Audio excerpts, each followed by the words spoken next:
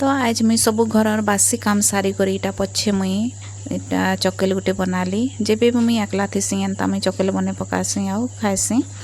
तो इटा झुरी वाला आईला सकालू पाए झुरी रखली आ पतर पोड़ा करमी कहीकर पतर टुली आनछे नून हल्दी कच्चा मिर्चा दे दोछे।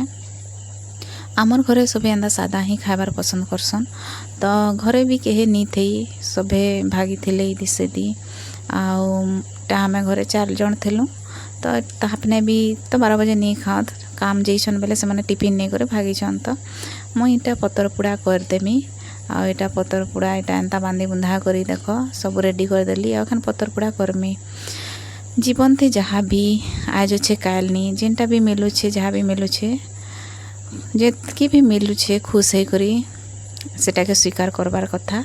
आ इटा मोर आज घरे कहे नहीं थे बेले इटा गोबर पके दौछे गुआल घर काल नहीं पकई काल ड्यूटी भागी थी बेले इटा रही जाइला कालीटा। तो आज सफा सफाई कर दौछे। आ इटा 2 बजे मुई आमर बलद मान के इटा खुटिए देइथिलु बेले इटा पानी नहीं देइथिली आ गुटे